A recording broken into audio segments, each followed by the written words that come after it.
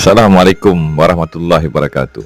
Kita bertemu kembali pada sidang membicarakan akan apa erti, apa cerita, ada cerita ke, ada profesi ke, ada ramalan ke berkenaan dengan lawatan dan juga sambutan 1700 tahun dan persediaan 2000 tahun ketua kepada agama Roman Katolik tersebut berada di tapak purba tersebut.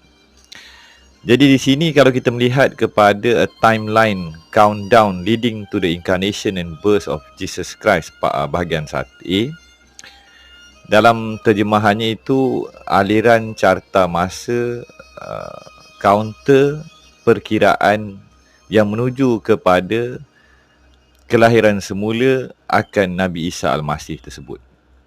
Jadi dalam perancangan dan calculation mereka yang dikatakan ranumnya buah masa atau the fullness of time itu, kita dapati angka 4000 itu muncul kembali. Jadi nilai 4000 ni apa cerita dia dan kenapa sekarang telah genap 4000 tahun tersebut?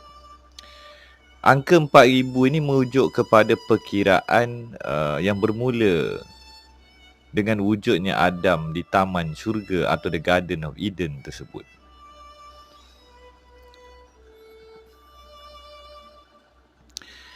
Kemudian kita merujuk kepada 2090, itu separuh daripada tahun 4000 tersebut, dengan wujudnya Ur of the Chaldean. Jadi pada majlis sambutan 1700 tahun pengisiaran hari Ahad sebagai public holiday dan hari cuti dan hari sambutan mes tersebut, maka kita dapati adanya padri yang berangkai dengan aliran Chaldean tersebut hadir ketika majlis yang baru diadakan pada bulan ini.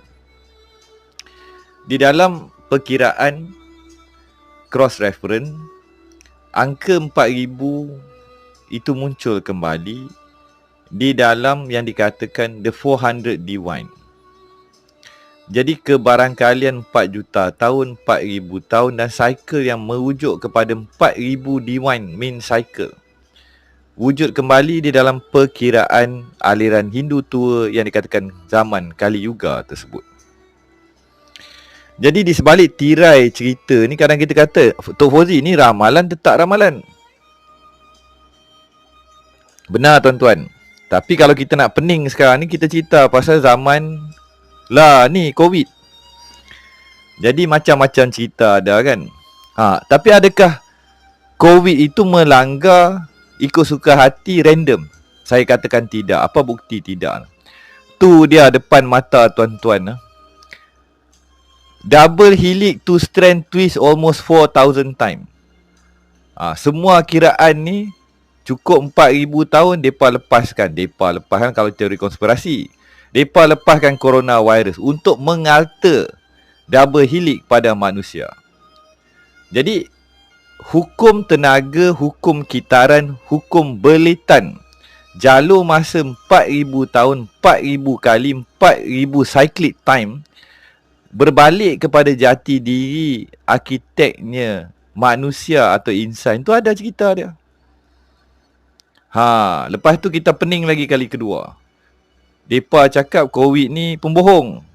Random, suka hati depa lah nak jadi sebab terkahwin antara kelawar dengan tindakan dak.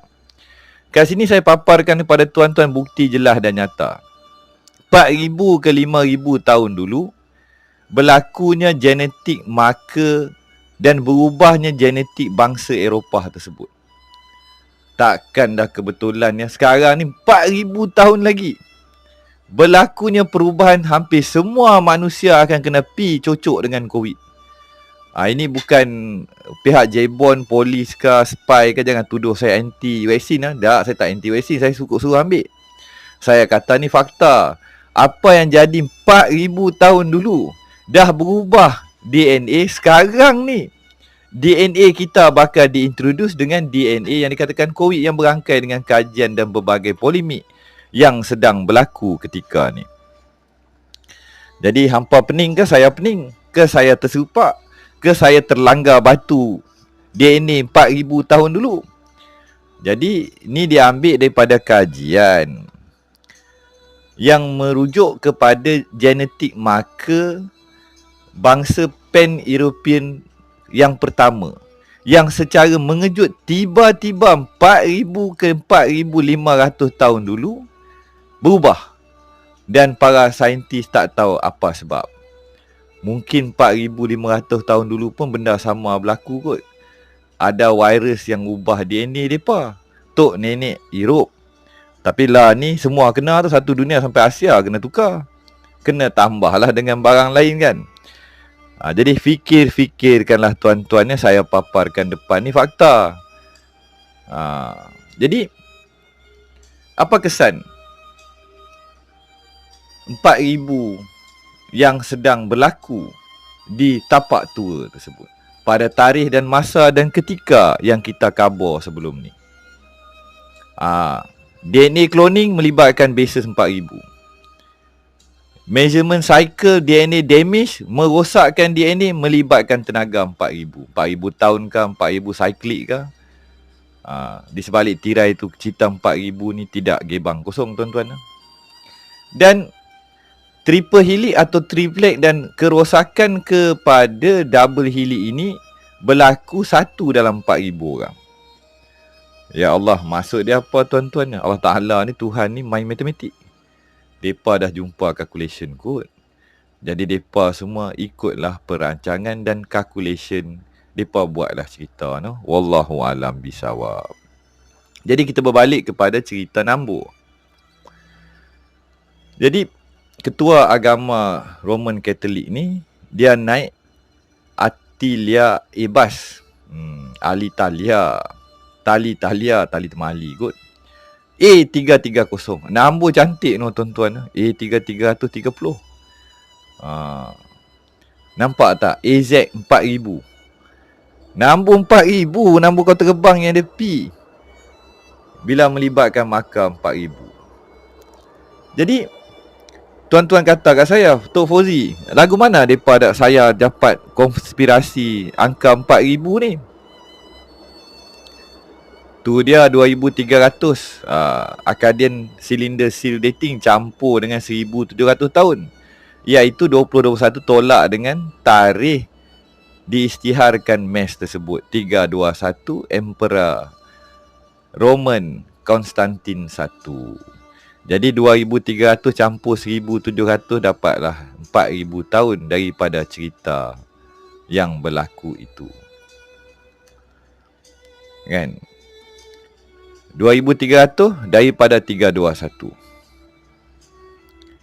Jadi nak mengurai lingkaran cerita ni, kita kena berlaku adil. Saya tidaklah mau buat benda yang sekat jarang kan. Kita ambil lapisan-lapisan. Di sini saya paparkan bukan untuk menghantam anda, dia kata apa, tanpa prejudis, melihat daripada kacamata orang Melayu. Saya ni orang Melayu. Ini hanyalah beberapa rangkap daripada teks penuh ucapan Tok Paduka Francis di Iraq, di Ur tersebut. Jadi dengan izin tuan-tuan, seadanya saya translate lah ke bahasa Melayu. Ke hadapan abang-abang dan kakak-kakakku. Tempat yang dirahmati ini telah membawa kita balik kepada asal kita, our origin, kepada punca kerja Tuhan, kepada tempat kelahiran agama kita. Di sini di mana Abraham, ayahanda kita hidup. Kita seolah-olah telah datang kembali. Di sini di mana Ibrahim mendengar panggilan Tuhan. Dan di sinilah di mana beliau baginda meneruskan perjalanannya yang akhirnya telah mengubah sejarah dunia. Kita adalah hasil buah daripada panggilan dan perjalanan ayahanda Adam. Tuhan telah meminta Ibrahim untuk mengangkat matanya ke syurga atau ke langit dan untuk mengira bintang-bintang di langit. Dan adalah di bintang-bintang itu dia melihat perjanjian ataupun janji terhadap keturunannya. Lantas dia melihat kita. He saw us. Hari ini kita Yahudi, Kristian dan Muslim bersama dengan abang dan kakak-kakak kita dan agama-agama lain memuliakan, menghargai akan ayahanda kita Ibrahim dengan melakukan apa yang dia buat. Kita lihat kembali kepada syurga ataupun langit dan kita berjalan di muka bumi. Kita menongkat atau melihat ke syurga. 1000 atau ribuan tahun dahulu, seperti mana kita melihat ke langit lah ni, bintang itu sama saja kelihatannya macam dulu. Mereka menerangi kegelapan malam kerana mereka bergemalapan atau bersinar bersama-sama. Syurga oleh itu telah menghantar atau mengutuskan perutusan tauhid atau penyatuan. Yang Maha Esa menjemput agar kita janganlah membezakan atau berpisah daripada kita punya jiran. Jadi perkataan our neighbor ni ada tersurat, ada tersirat. Kalau saya baca Heaven thus impart a message of unity. The Almighty above invite us never to separate ourselves from our neighbor. Adakah merujuk kepada yang bukan manusia? Polemik tuan-tuan ya. Saya baca mungkin ada kesan kot.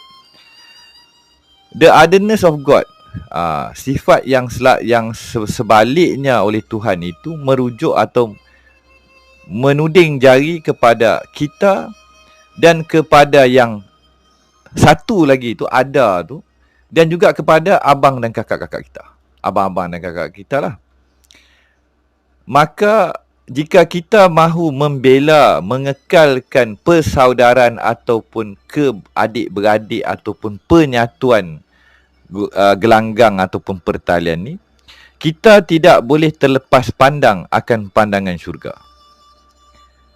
Maka kita keturunan Ibrahim dan wakil daripada berbagai agama ataupun aliran ketuhanan itu telah menyedari, merasai kita ada kerja atau tanggungjawab ini untuk membantu abang-abang, kakak-kakak kita untuk mengangkat mata dan doa mereka ke langit atau ke syurga tersebut.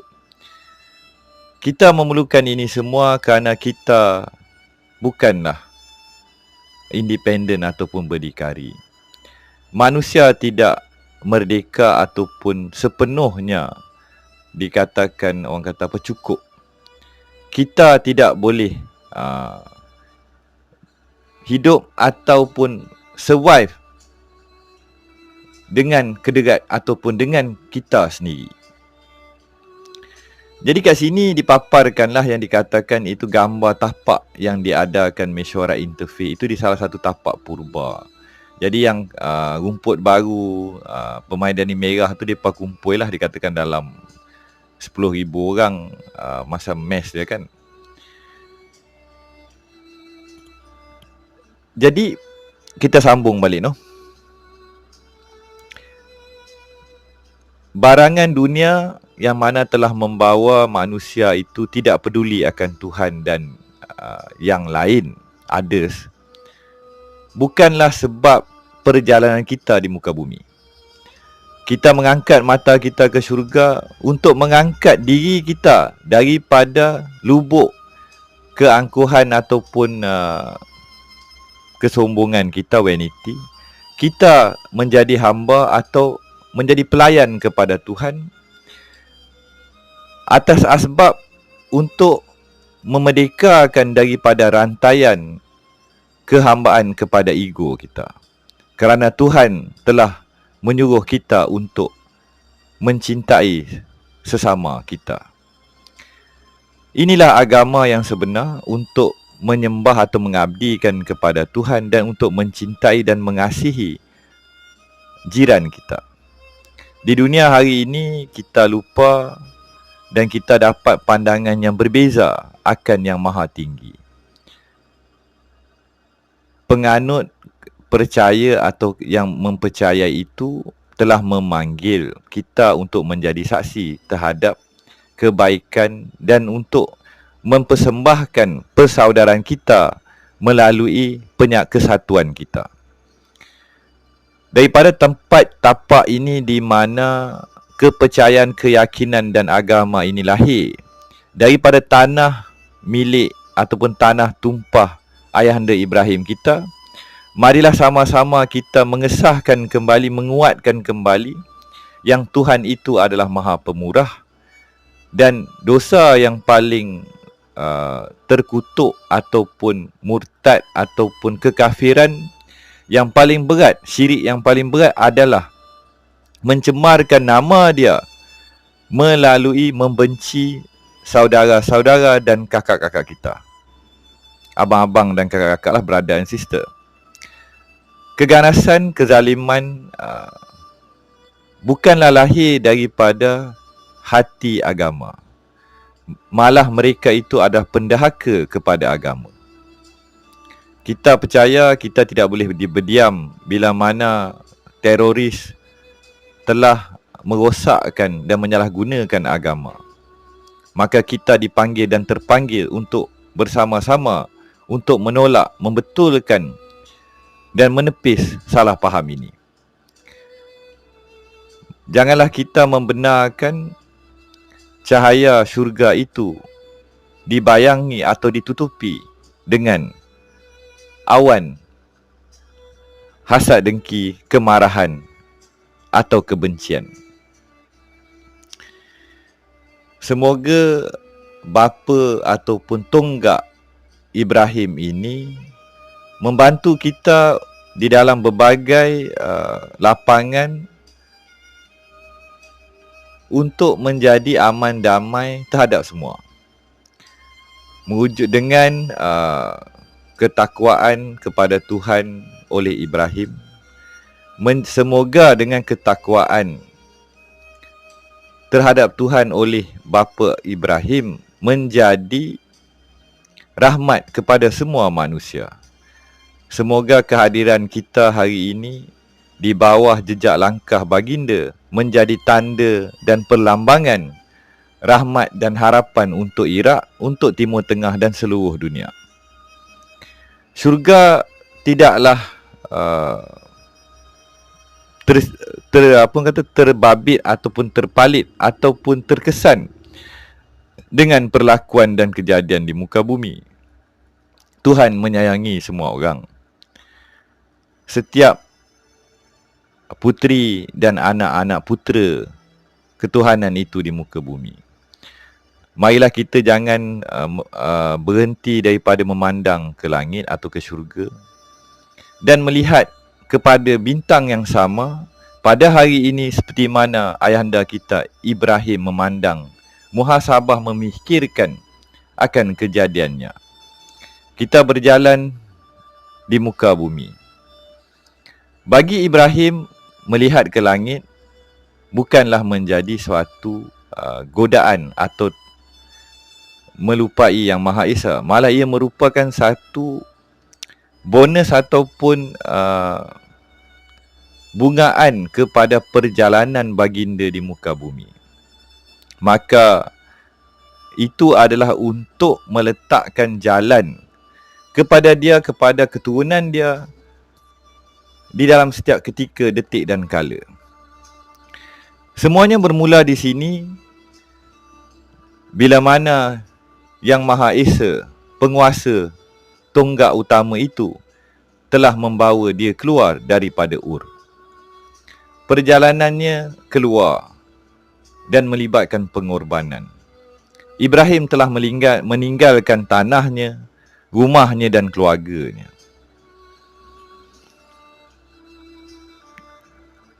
Tiadalah keamanan tanpa perkongsian dan penerimaan. Tiadalah keadilan tanpa kesamaan dan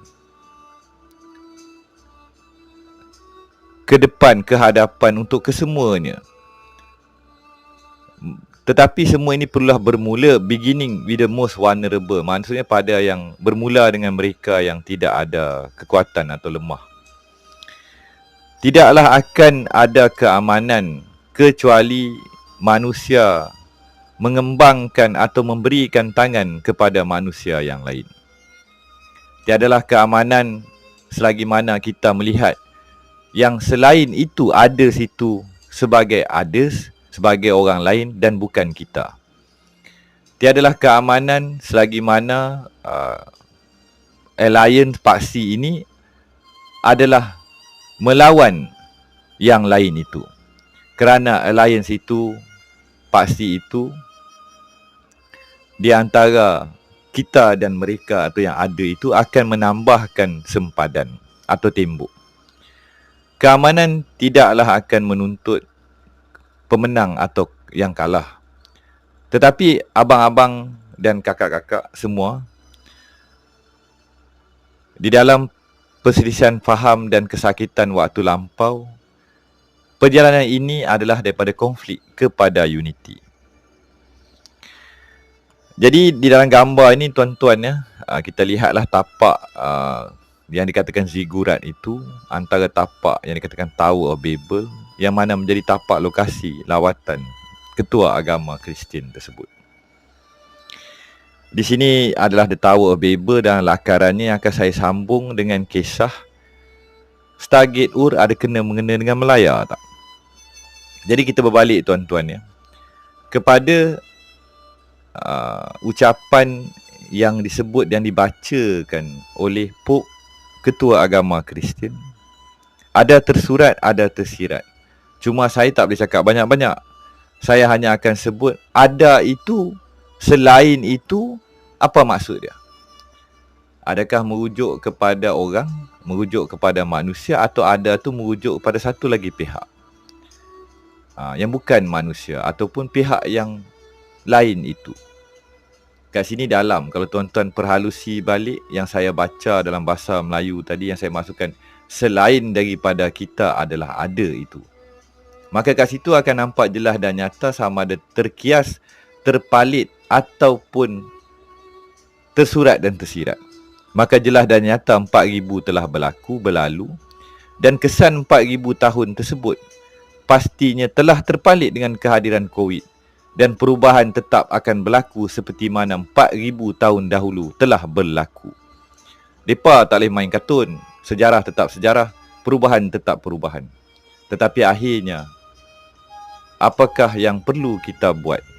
Dan apakah yang perlu kita hulurkan tangan keamanan? Jadi, sesi hari ini panjang sikit tuan-tuan, saya minta maaf. Jadi kepada spy-spy Tok Jebon, Tok Polis, Tok Special Branch yang memantau percakapan dan setiap video saya, yang saya sedarlah, saya setuju dengan Pope. Kita tak mau gaduh-gaduh. Kita akan bagi tangan kita pada pihak selain daripada kita.